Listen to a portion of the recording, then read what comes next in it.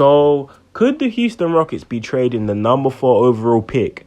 And could it be for Pascal Siakam? Now, I'm going to speak about that in this video today and also give my opinions on it. But before I do that, please like the video, share the video to your friends, and subscribe if you like my content. But without further ado, let's jump right into it. So, one of my guys, Clark City Chronicles, he makes great Rockets content. His link to his channel will be down below in the description. He sent me a tweet by, I believe, Evan Siddery and Kelly Iko about the Toronto Raptors in this past week calling the Houston Rockets about the availability of pick number 4.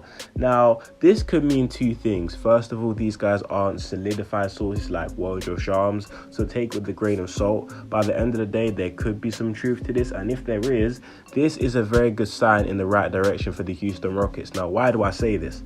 First of all, this might be so minor, but it's not the Houston Rockets reaching out to Toronto trying to see who's available for that pick. It's the Raptors actively showing interest in that pick themselves. So the fact that another team like the Raptors, who have a star like Siakam who could potentially be on the move, are inquiring about the pick tells me that there's a chance that if this is true, there could be a deal to be done. Now, the type of players that might be available, the only one that comes to my mind who would realistically be shipped is Pascal Siakam. Now, realistically speaking, I think he's a great player. The issue with that being he has 1 year left in his contract, which means he could walk the year after. But it makes way too much sense. With the James Harden rumors saying that he wants to come back to a team with a competitive roster, hiring Ime Udoka, James Harden still likely coming back, Patrick Beverley. Adding these guys together makes way too much sense, and I feel like Pascal Siakam would definitely elevate this team to even skipping the playing phase. They might even be a playing off team, because I feel like Pascal is a great player. He was in the All-NBA, I believe, last season, and he really does elevate this team even further. Now, what might the trade package look like? Now, I can't really speculate, but because he has 1 year left in his deal, I won't overpay. This might sound ridiculous. The most I'd offer for Pascal Siakam will probably be, as much as I love Tari Eason as a player, probably Tari Eason pick 4 and a protected first round pick in 2026 or something like that.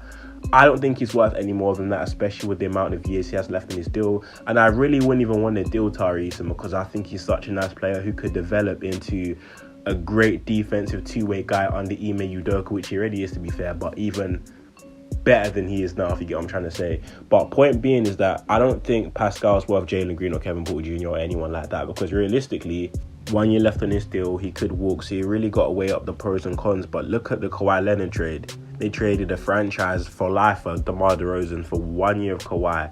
That 1 year won them a ring. I'm not saying this is of the same magnitude because it's just not, but you make these kind of trades if you believe it could elevate you to be potentially in contention and obviously a playoff team. So it's something that I consider doing. Now, as I said 1,000 times, because I know the way people are, I'm not saying this is a true report. I'm not saying it's a 100% set in stone. I'm saying what's been reported and why this kind of looks positive for the Houston Rockets side of things. Now, I feel like this all depends on how highly do you think of who's available at number 4. Essentially speaking, because if you acquire Pascal, that's going to be losing maybe another future first round pick, or unfortunately one of Tari Eason, or unfortunately maybe a Kevin Porter Jr. I don't know. But if you're really sold on Amen Thompson and you think that he could really be something special, is that really a trade you do?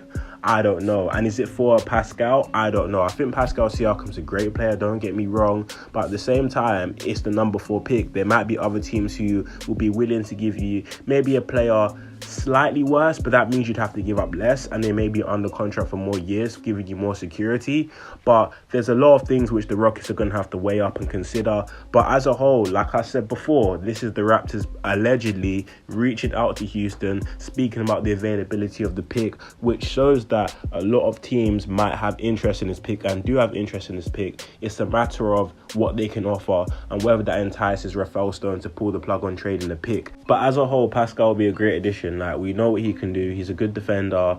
He is good at getting inside. He's aggressive. He might not be the best shooter from 3, but he can get to spots from the mid-range. We know that little pattern spin he does that gets him inside a lot. And also one underrated factor of his game is he's actually a very good passer. So he's not good enough to be a primary facilitator, but if you go from having no facilitator this season to James Harden running the point and Pascal Siakam, who's a very good passer for his position, then you're turning a weakness into potential team strength in the space of one off season. So it's something you definitely consider doing.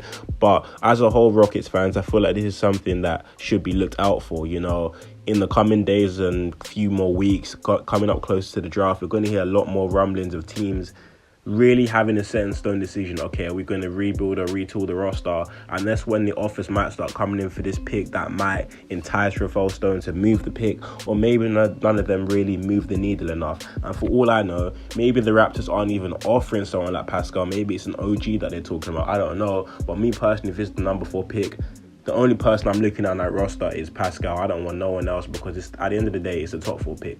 But yeah, let me know in the comment section down below what you guys think the Rockets should do. Should they keep the pick? And if they do keep the pick, who do you want them to pick? And if you're open to them trading the pick, what type of player are you considering trading it for? You can either tell me some names you're thinking of, or a caliber of player, like an all-star level player, an all-NBA caliber player. Or overall, is it a thing where you're open to it being an all-NBA player, but you want more security than them just having 1 year left in their deal? I really want to hear what you guys think in the comment section down below. Do you feel like this report's a load of BS? Do you think there's some truth to it? I really want to hear your opinions in the comment section down below. From me, personally, I don't know what to think of this report. However, it is logical, bearing in mind the Raptors' current situation and the situation the Rockets are in. It does make a lot of sense why this would have happened. But realistically, a phone call doesn't really mean anything. It shows that Masai Ujiri might have some interest in the pick, just gauging what the Rockets might be looking for in return. He might not even pursue this or call Rafael Stone about the pick again, but it shows that there is some initial interest around that type of pick. So we'll see what happens. But that's all I really got for this video. Thank you guys so much for listening. Stay blessed as always, and I'm out. Peace.